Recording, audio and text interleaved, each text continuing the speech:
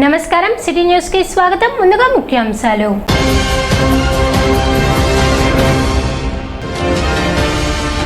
ప్రజల సంక్షేమమే ప్రభుత్వ ధ్యేయం. ఎన్టీఆర్ భరోసా పంపిణీలో మంత్రి నాదెండ్ల మనోహర్.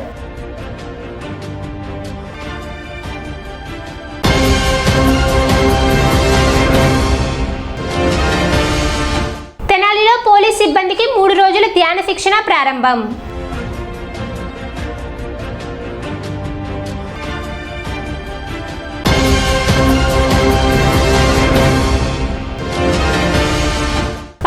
సాగుకు కొల్లిపర రైతులు ఆసక్తి. ప్రభుత్వ సహకారం పూర్తి స్థాయిలో ఉంటుందని మంత్రి నాదెండ్ల మనోహర్ హామీ.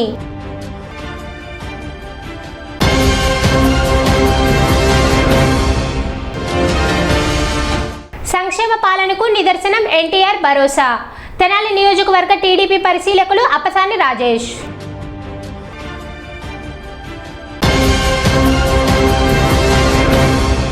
రాష్ట్ర వ్యాప్తంగా ఎన్టీఆర్ భరోసా పెన్షన్ల పంపిణీ కార్యక్రమం విజయవంతంగా కొనసాగుతుందని మంత్రి నాదెండ్ల మనోహర్ తెలిపారు. కొల్లిపర మండలంలోని పలు గ్రామాల్లో సోమవారం పర్యటించిన ఆయన పెన్షన్ పంపిణీని పరిశీలించారు. కూటమి ప్రభుత్వం సాధారణ పెన్షన్ను 4,000కు, దివ్యాంగుల పెన్షన్ను 6,000 నుండి 15,000 రూపాయల వరకు పెంచిందని చెప్పారు. కొల్లిపర మండలంలో 9,375 మంది లబ్ధిదారులకు ఈ నెల పెన్షన్లు పంపిణీ చేస్తున్నట్లు వెల్లడించారు. ప్రజలు సంక్షేమంతో పాటు అభివృద్ధిని కూడా కోరుకుంటున్నారని, కాలువలు, మురుగునీటి సమస్యల పరిష్కారానికి ఇస్తామని తెలిపారు. జాతీయ ఉపాధి హామీ పథకం, పంచాయతీరాజ్ శాఖ నిధులతో కాలువల పూడిక తీత, పారిశుద్ధ్య పనులు త్వరలో చేపడతామని పేర్కొన్నారు. వ్యర్థాలను కాలువల్లో వేయకుండా ప్రజలు సహకరించాలని కోరిన మంత్రి ప్రభుత్వం చేపడుతున్న సంక్షేమ కార్యక్రమాలకు ప్రజలు మద్దతు కొనసాగాలని ఆకాంక్షించారు.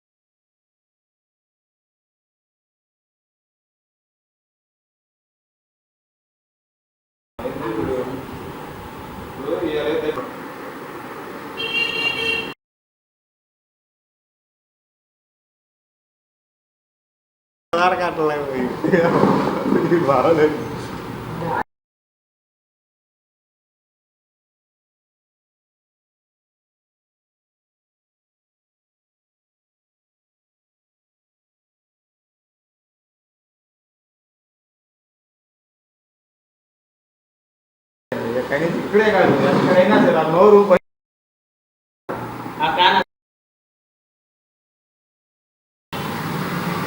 2-3 రకాల గ్యాస్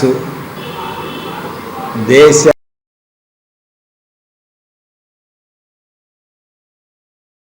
ట్రంప్ మోడీలు చేసిన అవసరం జామ అవసరం అనుకుంటే అదేనా కబుర్లు చేస్తారు. చెప్పలేకపోతే ఎక్కడ తీస్తున్నారు మంచి పని? అక్కడ పొలిమేర మనుషులు అవసరంగా వాళ్ళకి మనుషులు అవసరం అంటే పని స్టార్ట్ అయిన కాడి నుంచి చెప్పాలి. పని చివరిలో చెప్పకూడదు కదండి. ఎక్కడ తీసుకుంటారు మరి మనుషుల్ని? వాళ్ళు ఆ ఊళ్ళో ఉండే వాళ్ళని పిలుస్తారు. మేము దూరంగా ఉన్నాం కాబట్టి మా దాకా చెప్పరండి. అవి కాడ పడమన పోతే పడతలేదు అంటున్నారు. ముద్దలేదు పడతలేదు అంటున్నారు. ఏంటమ్మా ఫీల్డ్ అసిస్టెంట్ ఎవరు ఇక్కడ? ఊళ్ళో ఉన్నారండి. ఊళ్ళో ఆవేదన చూసారా మీరు? అర్థమైందా మీకు?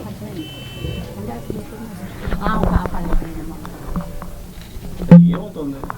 ఆమెదేం తప్పులేదులేండి. ఆమె చేసింది అది ఆమె తర్వాత చేసేవాడు చేయాలి. ఎవరు ఇక్కడ field you identify that name, take entire details of these people. Sir తీసుకోండి, తీసుకుని మాట్లాడదాం. అమ్మ నేను ఒక వారం రోజులు టైం ఇవ్వండి, నేను చెక్ చేస్తాను సరేనా? అటువంటి పొరపాటు ఇంకోసారి జరగకుండా తప్పకుండా చూసుకున్నాం. ఎవరికైతే జాబ్ కార్డులు ఉన్నాయో అందరినీ కూడా సమానంగా చూసుకోవాలి, అందరినీ పిలవాల్సిందే. ఖచ్చితంగా అది ఆ పొరపాటు జరగకుండా ఇంకోసారి నేను చూస్తాను. You are responsible. అర్థమైందా? ఫీల్డ్లో మీరు తిరగకుండా లేదు కనపడ అట్లా ఉంటే అట్లా ఉండదు పరిస్థితి. మెయిన్ రోడ్ కావాలన్నా అది ఇబ్బందిగా ఉందా? అంటే ఇక్కడి నుంచి పోయేదంతా అక్కడ చేరుతుందా? మీ ఒక్కరికి ఏంటి?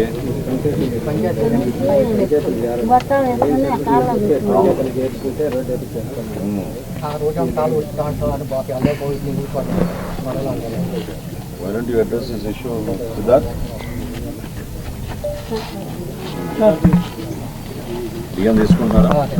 ఎన్ని కిలోలు ఇస్తున్నారు? 35 ఇస్తున్నారా? పర్లేదు 35 కిలోలు వస్తున్నాయా? జాదు పెట్టు. మరి పట్టాది ఉందా? ఇళ్ళ పట్టాది? పట్టాలు లేవు సార్. అదే చెప్తున్నాను, నన్ను మాట్లాడుకోని రాదు. సమస్య నాకు అర్థమవుతుంది.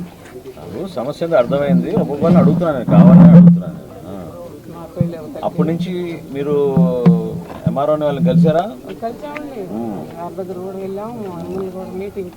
ఇప్పుడు మీరు 60 సంవత్సరాలు 50 సంవత్సరాల నుంచి ఇక్కడే ఉంటున్నారు. నా పెళ్ళి అవతలకి నుంచే చేశాడు మా మామగారు. అప్పటి నుంచి మీకు కాగితం ఇచ్చేసి రాలేదు? ఏం లేదు, తిరుగుతున్నాం కానీ ఇది అదుగు అంటున్నారు.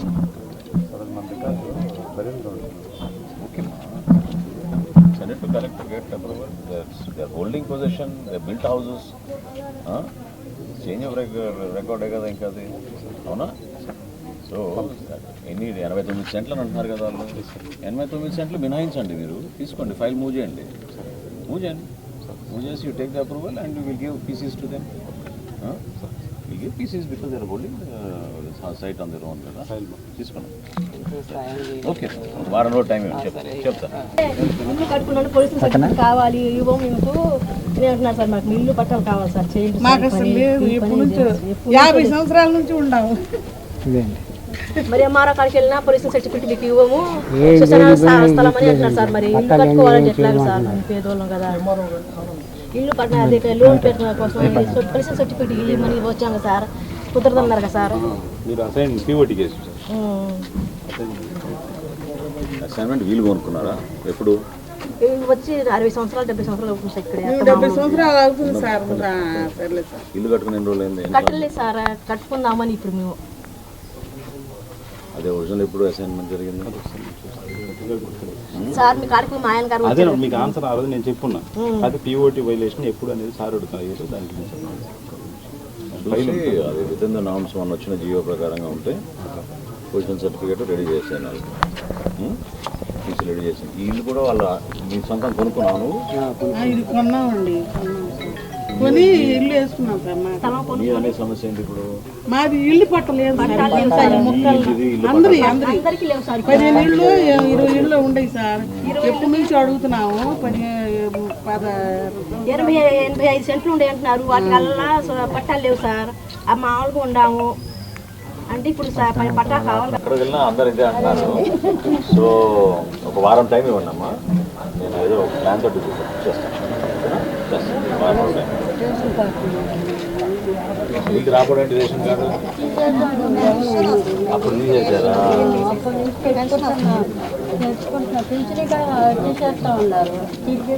పెన్షన్ వస్తుంది, రేషన్ కార్డు లేదా? ఎక్కడ ఉంటారు మీరు? ఓకే, ఈ పెన్షన్ వస్తుంది కదా, ఇప్పుడు రేషన్ కార్డులో ఏం సంబంధం ఇంకా నీకు? జూన్ 1వ తారీఖున రాష్ట్ర వ్యాప్తంగా ఎన్టీఆర్ భరోసా పెన్షన్లు కార్యక్రమం కూటమి ప్రభుత్వం వచ్చిన తర్వాత మీ అందరికీ తెలుసు, 2000 రూపాయల పెన్షన్ 4000 రూపాయలు. అదేవిధంగా దివ్యాంగులకి ఎన్నడూ లేని విధంగా 6000, 10,000, 15,000 ఇవ్వడం అనేది ఒక చక్కటి కార్యక్రమంగా ఇంటింటికి తిరిగి వెళ్ళి క్షేత్రస్థాయిలో మన సచివాలయం సిబ్బంది 11 లోపే ఈ కార్యక్రమాన్ని పూర్తి చేసే విధంగా అద్భుతంగా కొనసాగుతోంది. ఉదయం నుంచి కొలిపర మండలంలో 4-5 ప్రాంతాల్లో పర్యటించినప్పుడు ప్రజలు ఏ విధంగా సంక్షేమం కోసం ఎదురు చూశారో దానికి అనుగుణంగా గౌరవ ముఖ్యమంత్రి గారు చంద్రబాబు నాయుడు గారు, అదేవిధంగా రాష్ట్ర ఉప ముఖ్యమంత్రి పవన్ కళ్యాణ్ గారి సారథ్యంలో సమాజంలో ఉన్న పేదవారికి ఎవరికైతే అర్హత ఉందో వాళ్ళందరికీ కూడా ఇది అందించాలనే తపనతో పనిచేస్తున్నాం. ఒక కొలిపర మండలంలోనే 9375 పెన్షన్లు ఈ రోజున పంపిణీ జరుగుతోంది.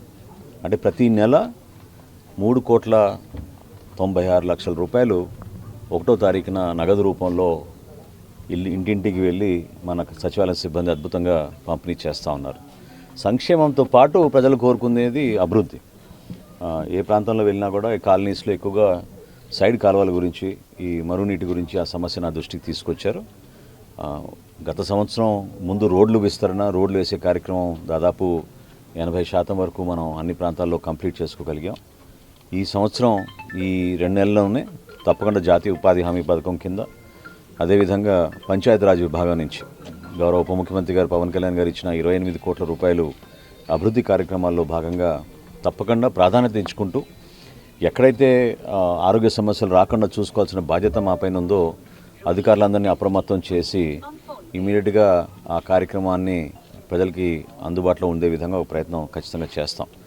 వీటితో పాటు నేను కూడా ప్రత్యేకంగా ప్రజలందరినీ కోరుకునేది ఏంటంటే ఈ వ్యర్థాలు డైరెక్ట్గా కాలువలో వేయకుండా కొంతవరకు మనం ఈ తడి చెత్త, పొడి చెత్త సేకరించేటప్పుడు సహకరించమని, దానికోసం ప్రత్యేక ప్రణాళిక ఈ రోజున నేను అధికారులతో మాట్లాడి కొలిపర ప్రత్యేకంగా ఒక అర్బన్ పంచాయతీగా మనం దాన్ని పరిగణలోకి తీసుకున్నాం కాబట్టి మన మండలంలో ముందుగా ఇమీడియట్గా నేను ఈ ప్రధానమైన కాలువలకి ఒక ప్రణాళిక సిద్ధం చేసి అధికారులు ఈ వారమే ఈ కాలువల పూడిక తీసే విధంగా ఒక ప్రయత్నం తప్పకుండా చేస్తామని ఈ సందర్భంగా తెలుపుకుంటూ, ఎక్కడా లేని విధంగా మన భారతదేశంలో పెన్షన్ కార్యక్రమం, పంపిణీ కార్యక్రమం జరుగుతోంది.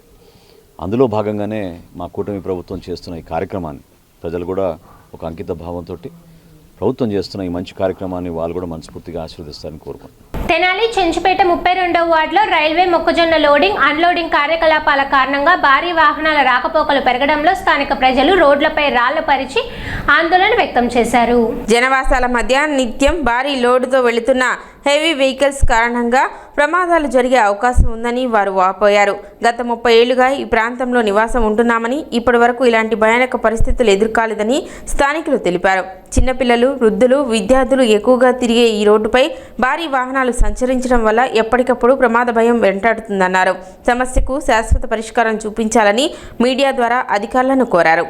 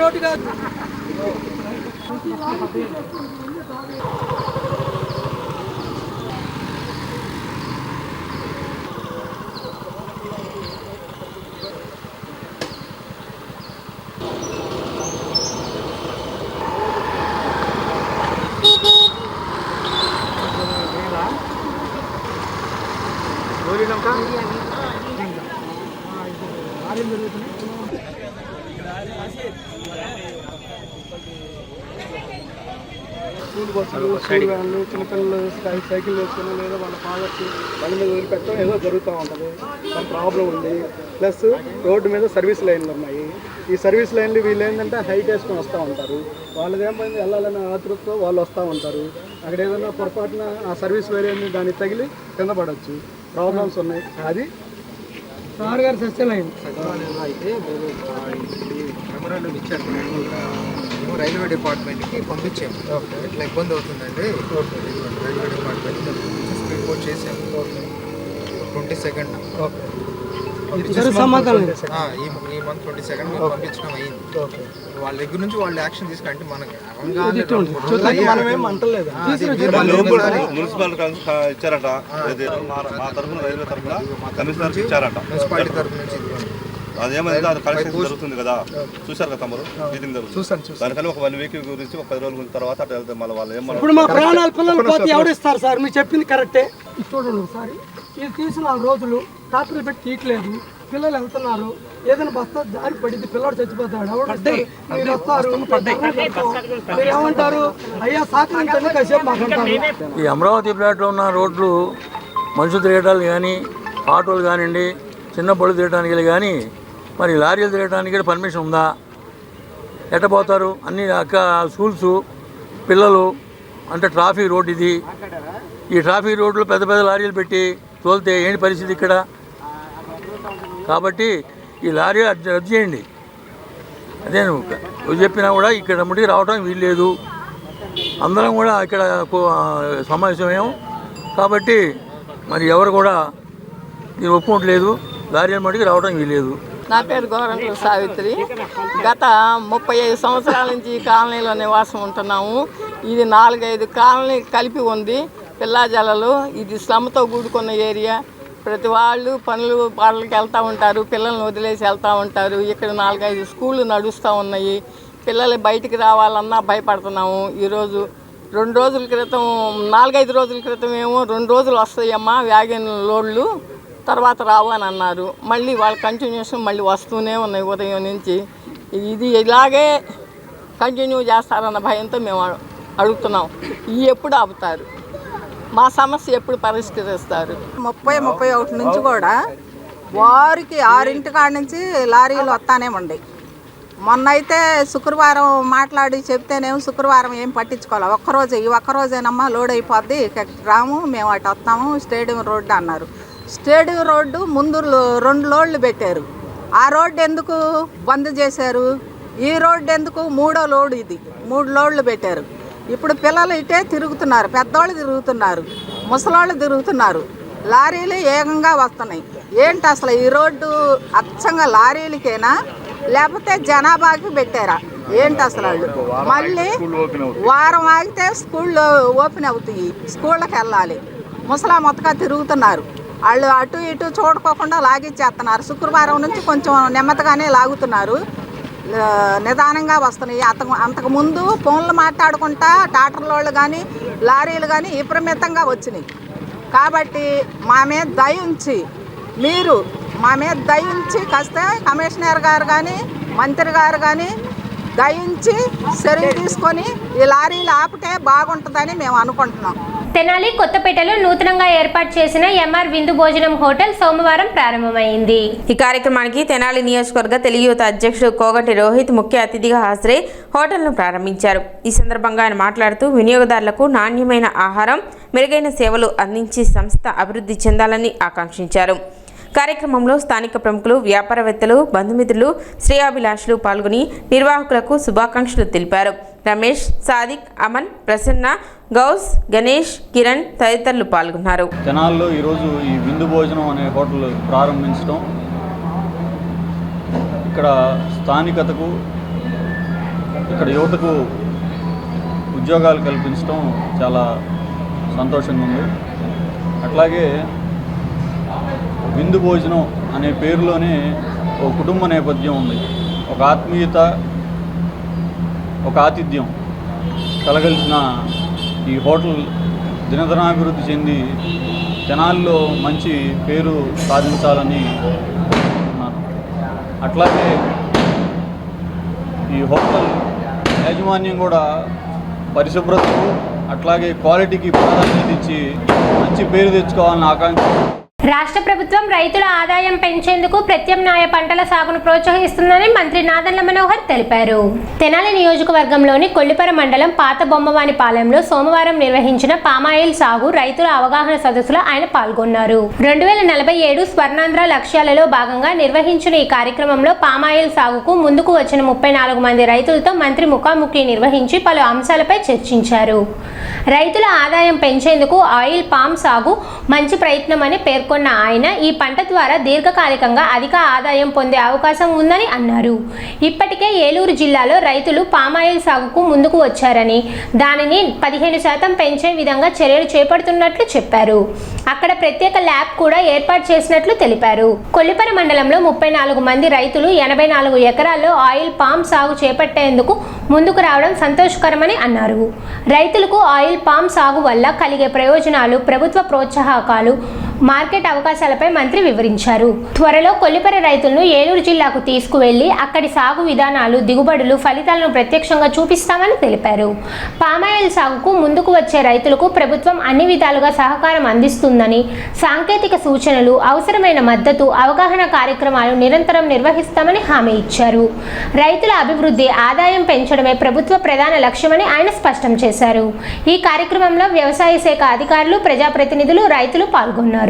రైతాంగానికి మరింత ఆదాయం పెంచడానికి ఒక అద్భుతమైన మార్గం గౌరవ ముఖ్యమంత్రి గారు అదేవిధంగా స్వర్ణాంధ్రప్రదేశ్ 2047లో ఇచ్చిన ప్రణాళిక మేరకు వీలైనంత వరకు గ్రామాల్లో ఉన్న వాస్తవ పరిస్థితులు క్షేత్రస్థాయిలో పర్యటించిన తర్వాత రైతాంగాన్ని కొంచెం ప్రోత్సహించి ఆయిల్ పామ్ కల్టివేషన్ తీసుకురావడానికి ఒక ప్రయత్నం చేస్తూ ఉన్నాం.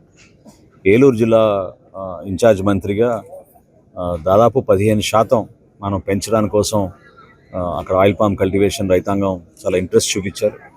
అక్కడున్న ఇన్స్టిట్యూట్ పెదవేగిలో భారతదేశంలో ఎక్కడ లేని విధంగా కొత్త విత్తనాలతోటి, కొత్త మొక్కలతోటి ఆదాయం పెంచడానికి వాళ్ళు తీసుకుంటున్న చొరవ రైతాంగానికి అర్థమయ్యే విధంగా ఒక మార్పు అనేది తీసుకొస్తా ఉన్నాం.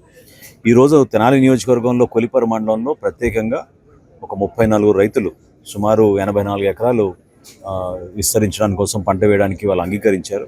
వాళ్ళతో ఈరోజు ముఖాముఖి సమావేశం ఏర్పాటు చేసి వాళ్ళకున్న అనుమానాలు ఏ విధంగా రాబోయే రోజుల్లో ఈ ప్రాంతానికి అందించిన 3F కంపెనీ ద్వారా ఈ పామాయిల్ సేకరణ ఏ విధంగా జరుగుతుంది, ప్రాసెసింగ్ ఎట్లా జరుగుతుంది, ఎన్ని బై ప్రోడక్ట్స్ వల్ల వాళ్ళ ఆదాయం పెరుగుతుందనే విషయం పైన కూలంకుషంగా చర్చించుకున్నాం. ఖచ్చితంగా ఇది ఒక అద్భుతమైన అవకాశంగా నేను భావిస్తున్నాను. నేను పర్సనల్గా చాలా లోతుగా దీని గురించి కొంచెం అధ్యయనం చేశాను, అర్థం చేసుకున్నాను. హార్టికల్చర్ మూమెంట్ తీసుకొస్తేనే రైతులకి ఆదాయం పెరుగుతుంది. ఖచ్చితంగా ఎకరానికి 1,50,000 నుంచి 1,80,000 వరకు ఆదాయం రైతాంగానికి వచ్చే విధంగా ఇంటర్ క్రాపింగ్ ద్వారా కోకో కానివ్వండి, పెప్పర్ కానివ్వండి, బీటిల్ నట్ కానివ్వండి, అరేక నట్ అంటారు, వీటిని కూడా వాళ్ళు వేసుకోవడానికి ఒక అవకాశం ఖచ్చితంగా రైతాంగానికి ఉంది. వాతావరణంలో మార్పులు కూడా తట్టుకోవడానికి ఈ ఆయిల్ పామ్ చాలా ఉపయోగపడుతుంది. కాబట్టి మా వంతు మేము ప్రభుత్వం నుంచి, హార్టికల్చర్ డిపార్ట్మెంట్ నుంచి, వ్యవసాయ శాఖ నుంచి, అదేవిధంగా ఇక్కడ ఈ ప్రాంతానికి కేటాయించిన 3F కంపెనీ ద్వారా మొట్టమొదటిసారి రోజు కొల్లిపర మండలంలో వాళ్ళతో చర్చించాం. రాబోయే రోజుల్లో పెదవేగికి వీళ్ళు తీసుకెళ్ళి అక్కడ క్షేత్రస్థాయిలో రైతాంగంతో సమావేశం ఏర్పాటు చేసి ఆ ఇన్స్టిట్యూట్లో కూడా కొత్త పద్ధతులతో మేము చేస్తున్న మార్పు, ఎందుకంటే ఎప్పటి నుంచో పూర్వకాలం నుంచి సాంప్రదాయబద్ధంగా జరుగుతున్న ఈ వ్యవసాయ రంగంలో మార్పు తీసుకురావడం కోసం ఒక అడుగు ముందుకేస్తామని మనస్ఫూర్తిగా నేను రైతాంగానికి వారి సహకారం, రాష్ట్ర ప్రభుత్వం ప్రత్యేకంగా చంద్రబాబు నాయుడు గారి నాయకత్వంలో ఈ రోజున మేము సోలార్లో ఇస్తున్న సబ్సిడీ కానివ్వండి, డ్రిప్ ఇరిగేషన్ సబ్సిడీ కానివ్వండి, అదేవిధంగా విత్తనాలు ఉచితంగా, అంటే ఈ రైతులకి ట్రాన్స్ప్లాంటేషన్ కోసం ఉచితంగా సుమారు 70,000 రూపాయలు హెక్టార్కి వాళ్ళకి వర్తించేటట్టు ఒక మార్పు తీసుకొచ్చాం. సరిపడా ఉన్నాయి, లేనిదల్లా నూనె గింజలు లేవు మనకు. సో దీనికి భారత ప్రభుత్వం వారు ప్రతి సంవత్సరం దాదాపు 1,50,000 కోట్లు ఖర్చు పెట్టి పామాయిల్ దిగుబడి చేసుకుంటున్నాము. ముఖ్యంగా పామాయిల్తో పాటు సోయాబీన్, మిగతా ఆయిల్ కూడా ఇంపోర్ట్ చేసుకుంటున్నాము. కాకపోతే ప్రత్యేకంగా మనం ఎక్కువగా ఇంపోర్ట్ చేసుకున్నది పామాయిల్. దీనికే 1,50,000 కోట్లు ఖర్చు పెడుతున్నారు. అంటే చూడండి, ఇదే మన ఏమంటారు, మన డబ్బంతా వేరే దేశాలకు వెళ్తుంది. కాబట్టి దీనికి ఆకాశమే హద్దు. ప్రస్తుత సర్కారులు దీన్ని సాగు చేస్తున్నారు. మన ఆంధ్రప్రదేశ్ ప్రముఖ స్థానంలో ఉంది. ఏరియాలో మరియు ప్రొడక్షన్ లో మనమే ముందంజలో ఉన్నాము. మనతో పాటు తెలంగాణ కూడా మనం అందుకోవాలని ప్రయత్నం చేస్తున్నారు వాళ్ళు. ఎందుకంటే అక్కడ 33 జిల్లాలు ఉంటే ఒక హైదరాబాద్ జిల్లా రప్పిస్తే అన్ని జిల్లాల్లో పర్మిషన్ ఇచ్చాం చేసుకోవటానికి. కాబట్టి మనం వాళ్ళకి ఆస్కారం ఇవ్వకుండా మనం ఎల్లప్పుడూ మనమే ముందంజలో ఉండాలని 2030 నాటికి మలేరియా రహిత భారతదేశం లక్ష్యంగా కేంద్ర, రాష్ట్ర ప్రభుత్వాలు పనిచేస్తున్నాయని జిల్లా ఉప వైద్య ఆరోగ్య శాఖ అధికారి డాక్టర్ ఈరుగల అన్నపూర్ణ తెలిపారు. తెనాలి పాత ప్రభుత్వ ఆసుపత్రిలో సోమవారం మలేరియా వ్యతిరేక మాసోత్సవాలను ప్రారంభించి ర్యాలీ నిర్వహించారు. వర్షాకాలంలో నీరు నిల్వ ఉండకుండా చూసుకోవాలని, జ్వరం, చలి, తలనొప్పి వంటి లక్షణాలు ఉంటే వెంటనే ప్రభుత్వ ఆసుపత్రిలో ఉచిత పరీక్షలు చేయించుకోవాలని సూచించారు. ప్రజలు ప్రతి శుక్రవారం ఫ్రైడే, డ్రైడే పాటించడం ద్వారా దోమల పెరుగుదలను అరికట్టవచ్చునని అధికారులు తెలిపారు. కార్యక్రమంలో ఆరోగ్య సిబ్బంది, ఆశా కార్యకర్తలు పాల్గొన్నారు.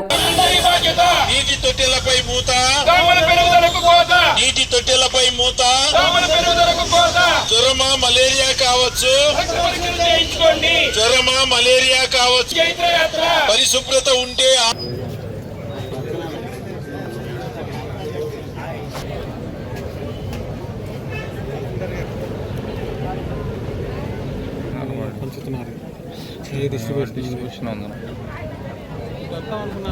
ఆరోగ్యం కోసం ఈరోజు పూర్తి బాధ్యతతో ఈ ప్రతిజ్ఞ చేస్తున్నాను. నా ఇంటి లోపల మరియు ఇంటి చుట్టుపక్కల పరిసరాల్లో ఎక్కడ నీరు నిల్వ ఉండనివ్వను. దోమలు పెరగకుండా ప్రతి వారం ఫ్రైడే పాటిస్తూ శుభ్రతను కాపాడుతాను.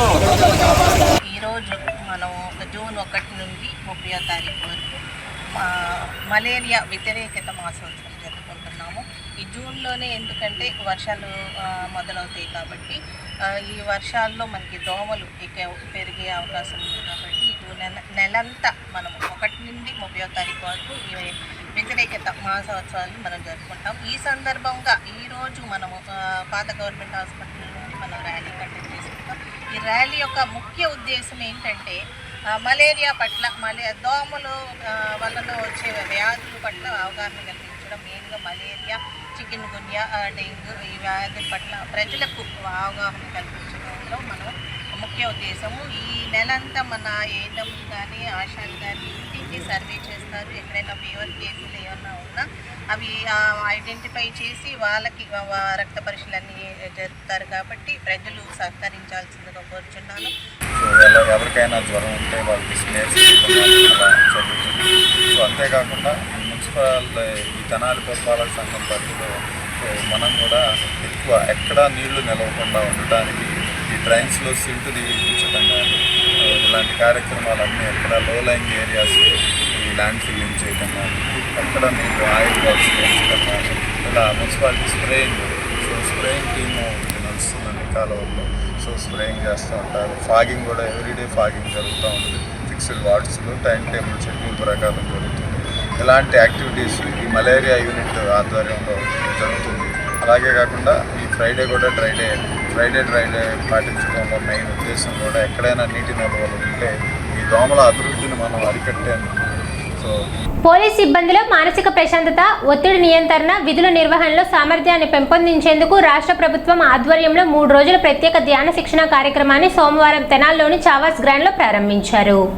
ఈ కార్యక్రమంలో హార్ట్ఫుల్నెస్ ఇన్స్టిట్యూట్కు చెందిన doctor Indira, retired bank manager MRK Moti, physical director Vidyasagar శిక్షకులుగా పాల్గొన్నారు. గతంలో పరిమిత స్థాయిలో నిర్వహించిన ఈ శిక్షణను రాష్ట్ర ప్రభుత్వం మే 15 నుండి విస్తృతంగా అమలు చేస్తుంది.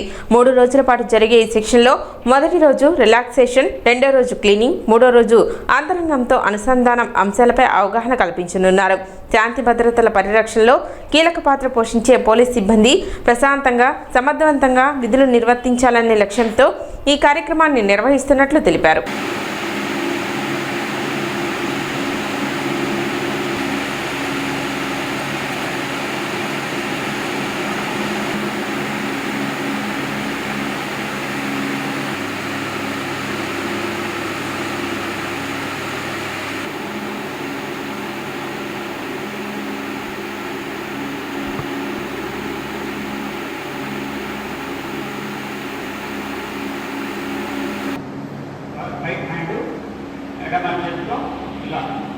ఇది ఇలా చేయాల్సిందా? ఇప్పుడు చేద్దామండి. ఓకేనా?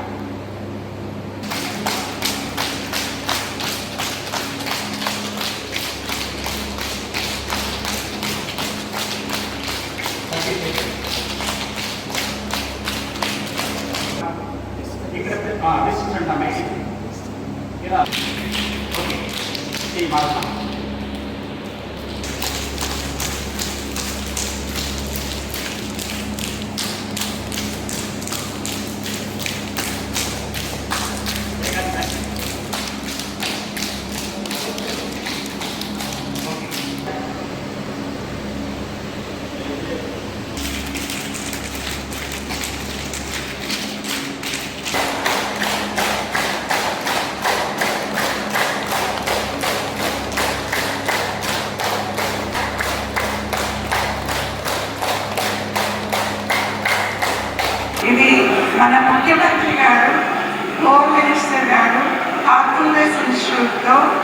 MOU చేసుకున్నారు.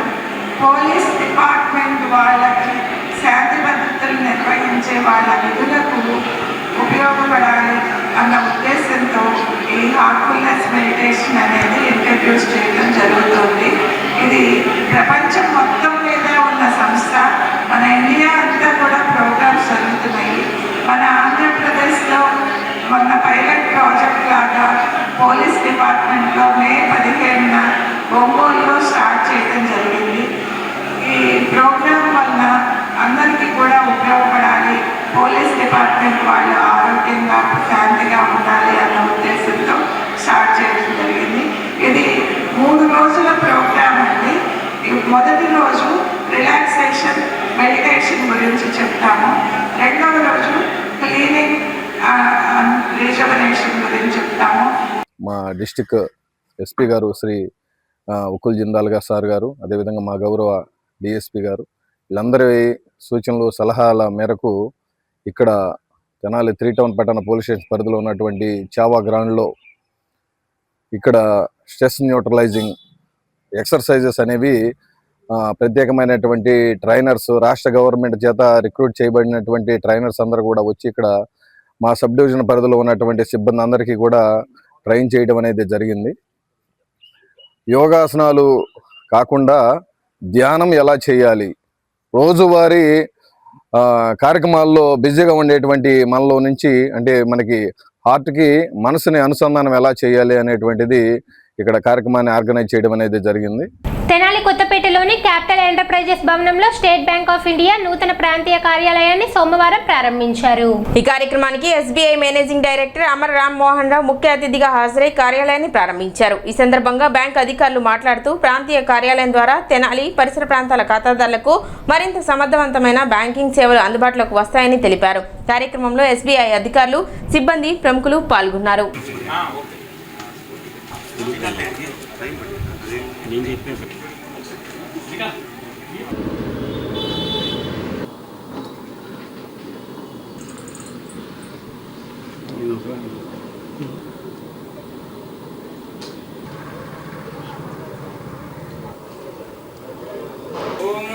प्रिये पद्मिनी पद्महस्ते पद्मालये पद्मदलायताक्षी विश्वत्रायताक्षी गम्भीरावर्तनाभिस्तनभरणमिता शुद्धवस्तुं सामहस्ता मम सद्गृहे सर्वमाङ्गल्ययुक्ता लक्ष्मीकुन्दप्रिया शुद्धलक्ष्मी मोक्षलक्ष्मी त्रिगलक्ष्मी सरस्वती आङ्गुलं भाषमभेदिमुद्रां करे वहन्ति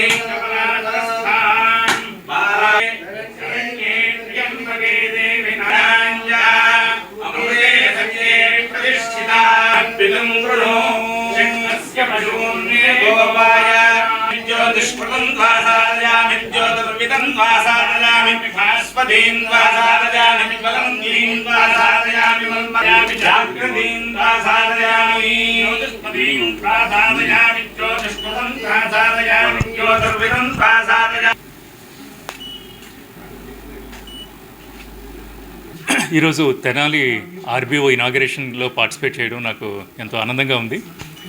ఎందుకంటే ఇది మంచి ప్రోగ్రెసివ్ రీజియన్. దీంట్లో 4 క్లస్టర్స్ ఉన్నాయి మా స్టేట్ బ్యాంక్ ఆఫ్ ఇండియాలో. తెనాలి రీజన్ కానీ, పొన్నూరు కానీ, లేకపోతే బాపట్ల, రేపల్లె, ఇవన్నీ మంచి ప్రోగ్రెసివ్ రీజియన్స్ ఇవి. తర్వాత కరెంట్ గవర్నమెంట్ కూడా ఎన్నో ఇన్వెస్ట్మెంట్స్ అట్రాక్ట్ చేస్తుంది. సో బ్యాంకర్కి మంచి అవకాశం యాక్చువల్గా ఈ ఆపర్చునిటీస్కి అందిపుచ్చుకోవడము, తర్వాత వాటికి హెల్ప్ చేయడం కూడా. అవి కొత్త వచ్చే యూనిట్స్, అవి MSME యూనిట్స్ అవ్వచ్చు, లేకపోతే అగ్రికల్చర్లో యూనిట్స్ అవ్వచ్చు, లేకపోతే ఇండివిజువల్ లోన్స్గా మేము ఇచ్చే లోన్స్ కానీ, వీటన్నిటికీ మంచి అవకాశం ఉంది ఇక్కడ.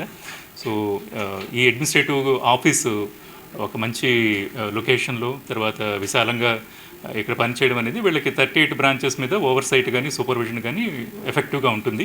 సోమవారం ప్రకటించిన JEE అడ్వాన్స్డ్ 2026 ఫలితాల్లో వివేక విద్యా సంస్థల విద్యార్థులు ప్రతిభ కనబరిచారు.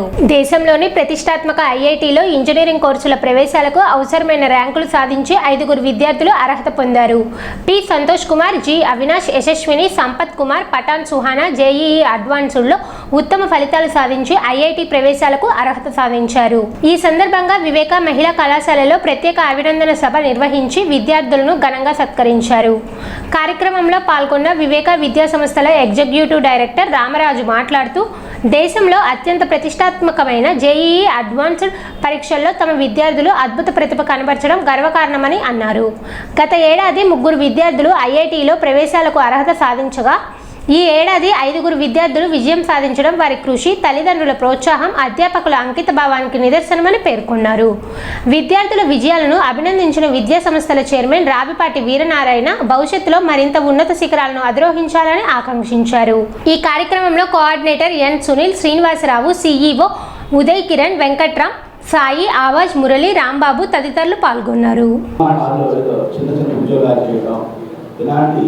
చిరు ఉద్యోగాలు చేసేటువంటి కుటుంబాలు నేను ఎన్ఎన్ఎస్ విని జేఈ అడ్వాన్స్లో మంచి ర్యాంక్ వచ్చినందుకు ఆనందపడుతున్నాను. గత సంవత్సరంలో అందరికీ తెలుసు 3 విద్యార్థులు, ఒకరు ఐఐటి అలహాబాద్లో, మరొకరు ఐఐటి లక్నోలో, మరొకరు ధన్బాద్ ఐఐటి ధన్బాద్. ఈ 3 ఐఐటీస్లో సీట్ సాధించినటువంటి విషయం లాస్ట్ మీ అందరికీ తెలుసు. అలాగే ఈ సంవత్సరం ఆ 3 అయ్యారు. 5 విద్యార్థులు మళ్ళీ ఐఐటీలో ప్రవేశం పొందడానికి అర్హత సాధించారు అని చెప్పడానికి ఎంతో సంతోషిస్తున్నారు. ఈ 2 సంవత్సరాలు కూడా కఠోరమైన దీక్షతో అకుంఠితమైనటువంటి పట్టుదలతో వాళ్ళు శ్రమపడ్డారు. ఇది మాత్రం మనందరికీ గమనించాల్సిన విషయం. ఏదో అనుకోవచ్చు, ఏదో 2000 వచ్చి 3000 వచ్చి చెప్తున్నారు. ఇది అంతర్జాతీయమైన పరీక్ష. ఐఐటి అడ్వాన్స్ అనేటువంటిది మన భారతదేశంలో ఒక top level examination, toughest examination. అలాంటి ఎగ్జామినేషన్లో ఈ గ్రామీణ ప్రాంతాల విద్యార్థులు, ఈ పట్టణానికి విద్యార్థులు, మరి తెలుసుకున్నందరికీ కూడా కొల్లూరు, కొల్లిపద, కొల్లూరు ఇలాంటివి పెద్ద పెద్ద నగరాలు కాదు, ఇవి చిన్నవి. ఇలాంటి గ్రామాల్లో ఉన్నటువంటి ఈ విద్యార్థులు అద్భుతమైనటువంటి ప్రతిభ చూపించారు. ఇది మనం గమనించాల్సిన విషయం. మనందరం కూడా ప్రశంసాల్సిన విషయం. ఇదంతా కూడా వారు చేసిన పని ఎంత గొప్పగా ఉంది అంటే నిద్రాహారాలు మానేశారు. కేవలం ఐఐటిలో నేను అడ్వాన్స్లో ర్యాంక్ సాధించి ఐఐటీలో అడ్మిషన్ పట్టాలి అనే పట్టుదలతో పనిచేశారు. దానిగాను మేము ఎన్ని మెటీరియల్స్ ఇస్తే ఎన్ని మెటీరియల్స్ వర్క్ చేశారు. వాళ్ళు ఎన్ని ఎగ్జామ్స్ పెడితే అన్ని ఎగ్జామ్స్ రాశారు. అలాగే మా మాస్టర్ చెప్పేదే కాకుండా, మా దగ్గరటువంటి టీచర్ చెప్పేవాడే కాకుండా అదనంగా ఎవరైతే వచ్చారో వాళ్ళు ఉపయోగించుకోవడం కూడా చక్కగా ఉపయోగించుకున్నారు. రాష్ట్ర ప్రభుత్వం ప్రతిష్టాత్మకంగా అమలు చేస్తున్న ఎన్టీఆర్ భరోసా పెన్షన్ పంపిణీ కార్యక్రమంలో భాగంగా స్థానిక 23వ వార్డులో సోమవారం పెన్షన్ల పంపిణీ చేశారు. ఈ కార్యక్రమంలో తెనాలి నియోజకవర్గ పరిశీలకులు, రాష్ట్ర అధికార ప్రతినిధి అప్పసాని రాజేష్ పాల్గొని లబ్ధిదారులకు పెన్షన్లు అందజేశారు. ఈ సందర్భంగా ఆయన మాట్లాడుతూ పేదల సంక్షేమమే కూటమి ప్రభుత్వ లక్ష్యమని, అర్హులైన ప్రతి ఒక్కరికి సంక్షేమ ఫలాలు అందేలా ప్రభుత్వం కృషి చేస్తుందని తెలిపారు. కార్యక్రమంలో తెలుగుదేశం పార్టీ పట్టణ అధ్యక్షులు కుద్దూస్, క్లస్టర్ 8 ఇన్ఛార్జ్ మంగమూరి హరిబాబు, వేమూరి శేషగిరిరావు, కొండ రమాదేవి, షేక్ నాగూర్, 23వ వార్డు అధ్యక్షులు హైమారావు, వేముల రాజేష్, షేక్ ఖాదర్, గంటా రవికిరణ్, వేముల గోవింద్, హంస, విజయ, భాస్కర్, సాయి, చైతన్యతో పాటు 21, 22, 23, 24, 25 వార్డుల నాయకులు, కార్యకర్తలు పాల్గొన్నారు. తెలుగుదేశం పార్టీ వర్ధిల్లాలి, చంద్రబాబు గారు, లోకేష్ గారి నాయకత్వం వర్ధిల్లాలి, లోకేష్ గారు.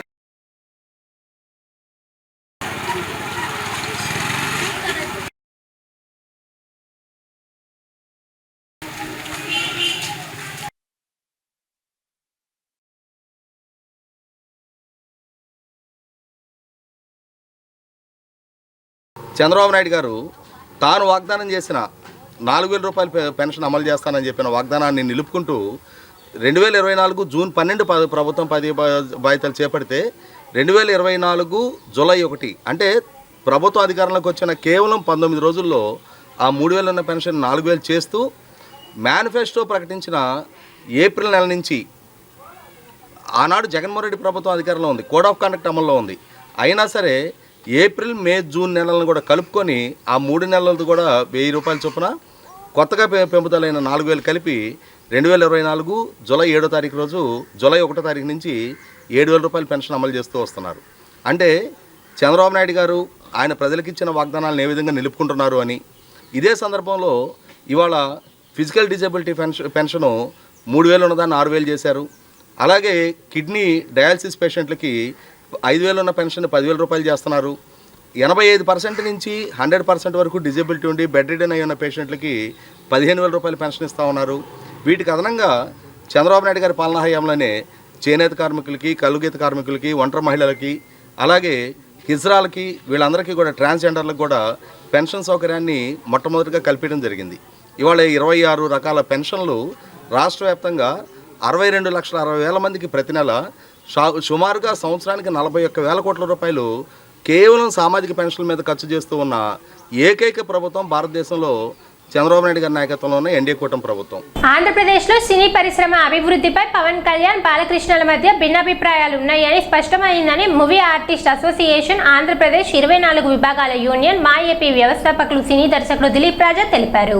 ఎఫ్డీసీ చైర్మన్ గా ప్రముఖ నిర్మాత ఏఎం రత్నం పేరును పవన్ కళ్యాణ్ బహిరంగంగానే ప్రకటించినప్పటికీ చివరకు బాలకృష్ణ సిఫారసే నియామకంలో నెగ్గటం చూస్తుంటే కూటమిలో ఏకాభిప్రాయం లేనట్లుగా స్పష్టమైందన్నారు. తెనాలిలోని మా ఏపీ కార్యాలయంలో సోమవారం జరిగిన మా ఏపీ కార్యవర్గ సభ్యుల సమావేశంలో మాట్లాడుతూ ఆంధ్రాలో సినీ పరిశ్రమ అభివృద్ధికి ప్రభుత్వం ఎలాంటి చర్యలు తీసుకుందో తెలుగు ప్రేక్షకులకు తెలియచేయాల్సిందిగా ఆయన ప్రభుత్వాన్ని కోరారు. సమావేశానికి నటుడు వారణాసి పాత్రుడు అధ్యక్షత వహించారు. తమకు రాజకీయాలతో సంబంధం లేదని, సినిమానే మా పార్టీ ఎజెండా అని దిలీప్ రాజా అన్నారు. మద్రాసు నుండి హైదరాబాదుకు సినీ పరిశ్రమ తరలి వచ్చిందంటే నాటి ప్రభుత్వ అపరిమిత ప్రోత్సాహకాలు, రాయితీలపై భూముల కేటాయింపు, పన్ను మినహాయింపు, స్టూడియోల నిర్మాణానికి తోడ్పాటుగా ఉన్నాయని ఆయన తెలిపారు. పరిశ్రమ పెద్దలు తరచూ చేస్తున్న ప్రకటనలకు ఆచరణకు పొంతన లేకపోవడం దురదృష్టకరమన్నారు. అప్పట్లో ఎన్టీఆర్, ఏఎన్ఆర్ రామానాయుడు ముందుకు వచ్చి స్టూడియోలను నిర్మించారని ఆయన గుర్తు చేశారు. ఇప్పుడు చిరంజీవి, నాగార్జున, సురేష్ బాబు, బాలయ్య బాబులు ముందుకు వచ్చి అదే వారసత్వాన్ని కొనసాగించాలని దిలీప్ రాజా మనవి చేశారు. తెలుగు దిగ్గజాలను విస్మరించి ముంబై నుండి బాలీవుడ్ నటుని ఆహ్వానించడం ఆంధ్రులను అవమానించడమేనని ఆయన అభిప్రాయం వ్యక్తం చేశారు. కేవలం నటీనటులు, దర్శకులకే కాకుండా 24 విభాగాల సాంకేతిక సిబ్బంది వసతికి అమరావతిలో భూములు మంజూరు చేయాల్సిన గురుతర బాధ్యత ప్రభుత్వంపై ఉందన్నారు. ఆంధ్ర రాజధానిలో 1 గజం భూమిని కూడా సినిమా స్టూడియోలకు కేటాయించలేదని ఆయన వాపోయారు. ఆంధ్రాలో సినీ పరిశ్రమకు పట్టం కట్టాలని కూటమి నేతలకు దిలీప్ రాజా చేతులు జోడించి నమస్కరించారు. సమావేశంలో నటులు బెల్లంకొండ వెంకట్, చార్లీ, స్టైల్ రవి, కాకాని వెంకటేశ్వరరావు, కరుణ తదితర మా ఏపీ సభ్యులు పాల్గొన్నారు. పవన్ కళ్యాణ్ గారు ఎఫ్డీసీ చైర్మన్గా చాలా ప్రముఖ నిర్మాత ఏఎం రత్నం గారిని ఎఫ్డీసీ చైర్మన్గా పెట్టమని ఆయన బహిరంగంగానే ప్రకటన చేశారు. చేసి కూడా చాలా కాలం ఉంది. Most of the people who are watching news paper they know well. వాళ్ళందరికీ తెలుసు పవన్ కళ్యాణ్ గారు ఏఎం రత్నం గారిని సపోర్ట్ చేశారు ఎఫ్డీసీ చైర్మన్గా అని.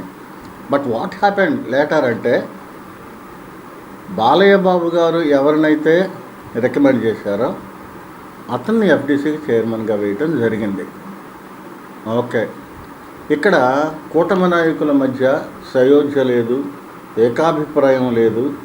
ఇది ఒక ఎఫ్డీసీ చైర్మన్ పోస్ట్లోనే ఉంటే రేపు స్టూడియోలు ఎలా కట్టాలి, నిర్మాతలు ఇక్కడికి ఎలా రావాలి, ఆంధ్రాలో సినిమా పరిశ్రమ ఎలా అభివృద్ధి కావాలనేది $1 మిలియన్ ప్రశ్న. ఇది భూములు రాయితీలకు ఇచ్చింది, పన్ను మినహాయింపు ఇచ్చింది, స్టూడియోలు నిర్మించే వాళ్ళకి ఆర్థిక వెసులుబాటు కల్పించి బ్యాంకుల ద్వారా లోన్లు ఇప్పించబట్టి ఆ రోజున ఎన్టీ రామారావు గారు, అక్కినేని నాగేశ్వరరావు గారు, రామానాయుడు గారు చెన్నై నుంచి డైరెక్ట్గా హైదరాబాద్కి వచ్చేసి స్టూడియోలు నిర్మాణం చేసిన సంగతి మనందరికీ తెలిసిందే. మరీ నాగేశ్వరరావు గారు అయితే నేను నటించాలి అంటే మీరు హైదరాబాద్లో తీస్తేనే నటిస్తాను అని చెప్పిన సంఘటనలు కూడా ఉన్నాయి. మరి ఇప్పుడు అదే వారసత్వాన్ని చిరంజీవి గారు కానీ, బాలకృష్ణ గారు కానీ, వెంకటేష్ గారు కానీ, నాగార్జున గారు కానీ, మహేష్ బాబు గారు కానీ వీళ్ళు ఆ వారసత్వాన్ని కొనసాగించుకుంటూ ఆంధ్రాలో స్టూడియోల నిర్మాణానికి సిద్ధంగా ఉన్నారా అని చెప్పి నేను అడుగుతూ ఉన్నా. ఎందుకంటే అమ్మని ఎంత గౌరవించుకుంటామో, అమ్మని ఎంత ప్రేమించుకుంటామో జన్మనిచ్చిన జన్మస్థలాన్ని కూడా అంతే ప్రేమించుకోవాలి. ఎందుకంటే ఈ రోజున ఆంధ్రాలో ఉన్నంతమంది నిర్మాతలు కానీ, డైరెక్టర్లు కానీ, నటీనటులు కానీ, టెక్నీషియన్స్ కానీ, ఈవెన్ లైట్ బాయ్స్ కానీ, మేకప్ మ్యాన్లు కానీ, కాస్ట్యూమ్ డిజైనర్లు కానీ, ప్రొడక్షన్ మేనేజర్లు కానీ ప్రొడక్షన్ బాయ్స్ కానీ మొత్తం most of the people are from Andhra Pradesh. ఇంతమంది ఇక్కడి నుంచి వెళ్ళి చెన్నైలో బ్రతుకుతున్నారు. సో ఆంధ్రప్రదేశ్ ప్రభుత్వం కల్పించాల్సిన అవసరం, బేసికల్ నీడ్స్ ఏంటి? నటులకే కాదు, దర్శకులకే కాదు స్థలాలు కేటాయించాల్సింది. 24 క్రాఫ్ట్స్లో ఉన్న వాళ్ళందరికీ కూడా ఇళ్ల స్థలాలు కేటాయిస్తేనే there is a possibility to shift all the technicians from Hyderabad to Amaravati. So let the government has to take the steps. ప్రభుత్వమే ఇలాంటి నిర్ణయాలు తీసుకుని దీనికి సానుకూలంగా చేయకపోతే ఈ పరిశ్రమ ఎలాగే ఉంటుంది. ఇవాళ మనం నిజంగా చాలా సీరియస్గా ఆలోచించాల్సిన విషయం ఏంటంటే, సినిమా పరిశ్రమలో పెద్దవాళ్ళందరూ, పెద్దవాళ్ళు అంటే రామారావు నాగేశ్వరరావు గారు కానీ, ఒక ఎస్వి రంగారావు గారు కానీ, ఒక సూపర్ స్టార్ కృష్ణ గారు కానీ, ఇవాళ మెగాస్టార్ చిరంజీవి గారు కానీ, వీళ్ళందరూ మన ఆంధ్రప్రదేశ్ వారే. కృష్ణా జిల్లా, గుంటూరు జిల్లా, వెస్ట్ గోదావరి, ఈస్ట్ గోదావరి, విశాఖపట్నం, యానం నుంచి వచ్చిన వాళ్ళే. వీళ్ళందరూ ఆనాడు మద్రాసు వెళ్ళి ప్రముఖులుగా ఎదిగి ఉన్నారు. ఆంధ్రప్రదేశ్ చీలిపోగానే వీళ్ళందరూ హైదరాబాద్ వచ్చేసారు. ఎందుకు వచ్చేసారు? మద్రాసు చీలిపోయింది ఆంధ్రప్రదేశ్ నుంచి, మన ఆంధ్రప్రదేశ్కి వెళ్ళిపోవాలి, హెడ్ క్వార్టర్ హైదరాబాద్ కాబట్టి ఆ రోజు వచ్చేసారు. ప్రముఖులందరూ వచ్చి స్టూడియోలు కట్టి ఇక్కడ సినిమా ఇండస్ట్రీని బలం చేసి ఇక్కడ ఆంధ్రప్రదేశ్లో డెవలప్ అయ్యారు. అలాగే వాళ్ళ మంచి వచ్చాడో ఆంధ్ర తెలంగాణ విడిపోయింది. ఈ టైంలో ప్రముఖంగా సినిమా ఇండస్ట్రీలో 90% మన ఆంధ్ర పీపుల్ ఇవాళ వచ్చేసింది. కాబట్టి వీళ్ళందరూ పెద్ద మనసుతో ఆలోచించి వాళ్ళ జనరేషన్ నాగేశ్వరరావు గారు, నాగార్జున గారు, వెంకటేష్ గారు, చిరంజీవి గారు, సూపర్ స్టార్ కృష్ణ గారు తనయుడు మన మహేష్ బాబు గారు, వీళ్ళందరూ వచ్చారు. అల్లు అర్జున్, మన మెగా కమెడియన్ అల్లు రామలింగ గారు అబ్బాయి అల్లు అర్జున్ గారు ఇవాళ సూపర్ మెగా అయిపోయాడు ఆయన కూడా. వీళ్ళందరూ పెద్ద మనసుతో ఆలోచించండి. నేను 25 ఏళ్ళగా సినిమా ఇండస్ట్రీ గురించి తిరుగుతున్నాను, కాకపోతే నేను ఎక్కువగా హైదరాబాద్లో లేకపోవడం వల్ల ఇవాళ నేను బయటికి రాలేకపోయాను. దశాబ్ద కాలం దాటినా కానీ ఇంతవరకు కూడా నంది అవార్డుల గురించి స్పందించకపోవడం చాలా బాధకరమైన విషయం. ఆ నంది అవార్డు సినిమాల్లో తెనాలి వారి రాకెట్ సినిమా కూడా ఉంది. మా యొక్క ఆకాంక్ష కూడా ఏంటంటే, మరి తెలంగాణలో లాస్ట్ మిగిలిపోయిన అన్నీ కూడా గద్దర్ అవార్డ్స్ కింద ఇవన్నీ కూడా ఇస్తున్నారు. మరి చంద్రబాబు నాయుడు గారు ప్రతి దాంట్లో కూడా స్పందిస్తారు. అందులో కళాకారులు అన్నా కానీ ఈ సినిమా ఇండస్ట్రీ గురించి ఇక్కడ రావడం కూడా చాలా ఇంట్రెస్ట్గా చూపిస్తున్నారు. అలాగే నాటక రంగాల్లో కూడా మనకి చాలా ఎంతో గొప్పగా ఉన్న ఈ తెనాలి నాటకం కానివ్వండి, అన్నిటికీ నంది అవార్డ్స్ వీటిల్లో మనం చేయకపోవడం చాలా బాధాకరమైన విషయం. కానీ మేము చెప్పండి, టెలివిజన్ రంగంలో కానివ్వండి, సినిమా రంగంలో కానివ్వండి, నాటక రంగాలు బట్టి అన్నింటిలో కూడా కళారంగంలో తనకంటూ ఒక ముద్ర శైలి ఉంది. మరి ఈ కూటమి ప్రభుత్వం వారు, డిప్యూటీ సీఎం గారు ఆలోచించి మీరు తీసుకునే నిర్ణయం మీద ఆధారపడి ఉంటుంది. అంతమంది ప్రేక్షకులు కూడా, సినిమాలో పెట్టుబడిదారులు కూడా, నిర్మాతలు కూడా ముందు రావడం కారణం ఏంటంటే, మనం హైదరాబాద్లో పెట్టుబడి పెట్టి ఇక్కడ సినిమాలు తెచ్చుకోవాలన్నా అడుచుకోవాలన్నా చాలా ఇబ్బంది పడుతున్నారు. కొత్త సినిమాలు ఇక్కడ వాళ్ళతో తీయాలన్నా. మరి ఇండస్ట్రీ మొత్తం ఇక్కడ కనుక వస్తే, అమరావతి కనుక వస్తే అందరికీ కూడా చాలా హాయిగా బాగుంటుంది చెప్పండి. ఎంతోమంది ఇంకా అమరావతి డెవలప్ అవుతుంది, మన ఆంధ్రప్రదేశ్ మునుముందు మంచి రంగాలు కూడా చూస్తానని చెప్పి మనస్ఫూర్తి కోరుకుంటున్నాను. సిటీ న్యూస్ ముగించే ముందు ముఖ్యాంశాలు మరోసారి.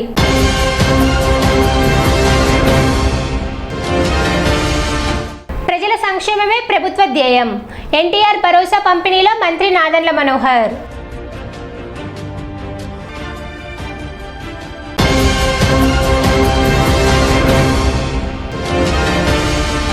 తెనాలిలో పోలీస్ సిబ్బందికి 3 రోజుల ధ్యాన శిక్షణ ప్రారంభం.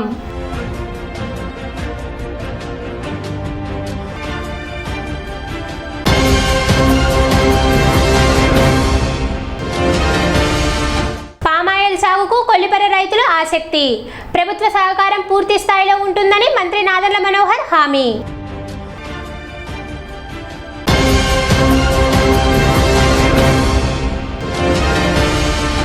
సంక్షేమ పాలనకు నిదర్శనం ఎన్టీఆర్ భరోసా.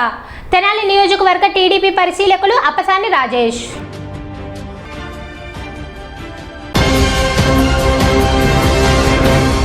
సిటీ న్యూస్ ఇంతటితో సమాప్తం. నమస్కారం.